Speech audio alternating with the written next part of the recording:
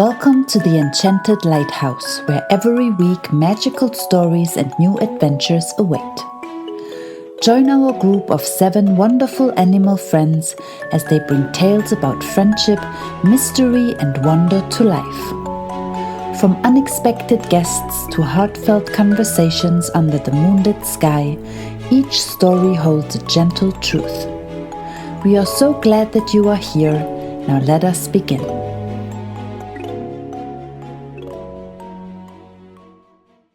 Lumi the artist. Lines between the stars. The night was especially still around Aurora's watch. The sea moved like a slow breath and the lighthouse beam turned gently through the mist. Inside, Lumi sat near the tall window with her star chart spread out around her. She had been mapping constellations, tracing familiar patterns she had followed for years. But tonight, something felt different.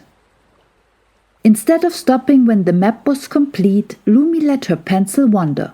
She added softer lines, curves where there were usually points, shadows between stars that weren't marked on any chart. She paused, surprised. The page no longer looked like a map. It looked like a feeling. The sky blended into the sea. Light bled into darkness.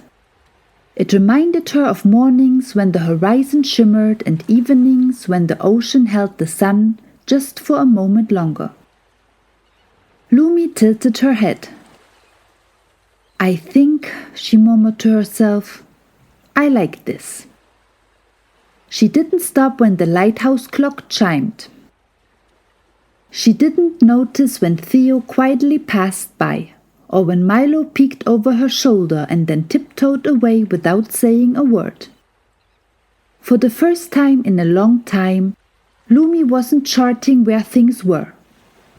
She was creating something new, on her own. The quiet confession. The next morning, the friends gathered for breakfast. Steam rose from Zoe's warm rolls and the lighthouse smelled faintly of salt and honey. Lumi hesitated, then spoke. "I think I want to try something new," she said calmly. Everyone looked up. "I have been drawing more than maps," she continued. "Painting maybe. Colors, light. I don't know exactly what yet, but it feels important." There was a brief pause, then Milo grinned. "That's not a maybe, Lumi. That's an artist talking." Hazel's eyes sparkled. "You will need space for your creativity, real space." Theo nodded, his glow soft and steady. Joy needs room to breathe. Before Lumi could respond, the friends were already talking over one another. "The attic!" Seppi exclaimed. "It's been dusty forever," Hazel added. "And full of old boxes," Milo said. "Perfect for a transformation." Lumi blinked slowly. "You would really help me?" Zoe placed a warm roll on Lumi's plate. "Passions are like dough," she said gently. "They rise better when tended." Lumi felt something loosen inside her chest. She hadn't realized how much she had been waiting to hear that. Making room for joy. The attic hadn't been opened in years. Dust danced in the light as Theo unlocked the door. Old ropes, forgotten crates, and folded sails filled the space. The air smelled like a dusty attic too. But no one hesitated. They opened the window, cleaned and decorated. They laughed. They worked together.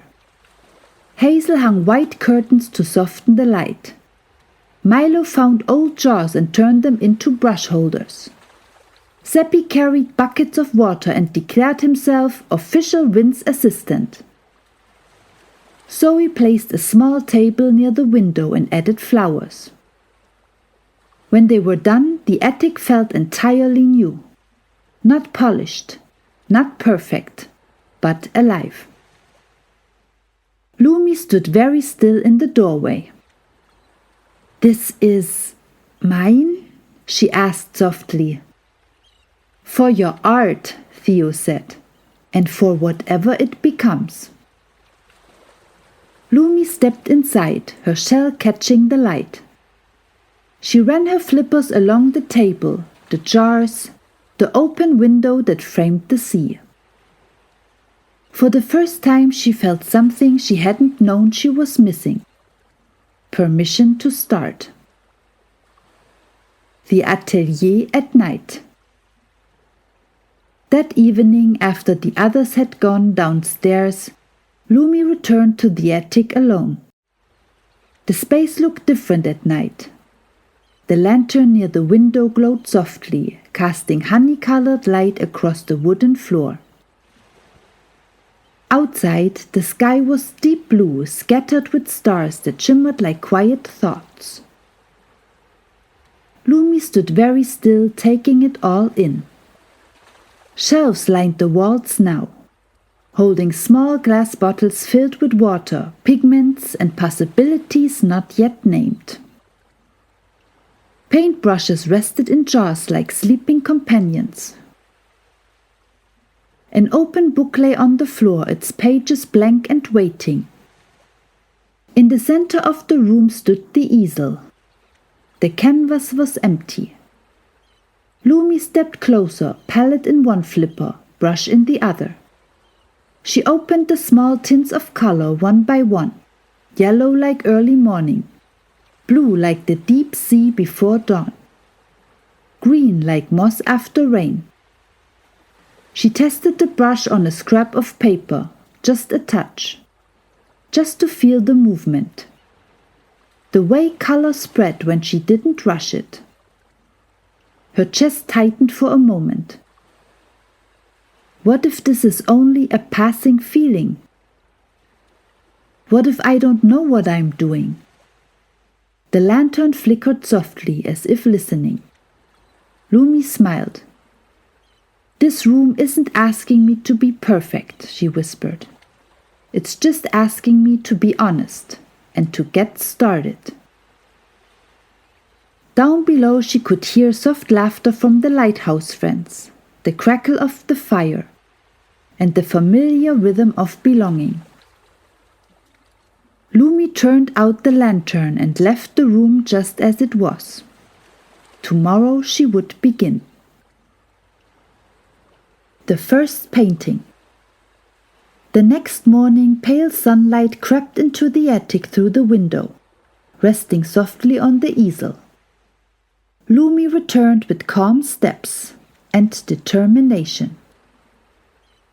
She stood at the window for a while, watching how the sky met the ocean, how the light didn't simply reflect on the water, but seemed to settle into it.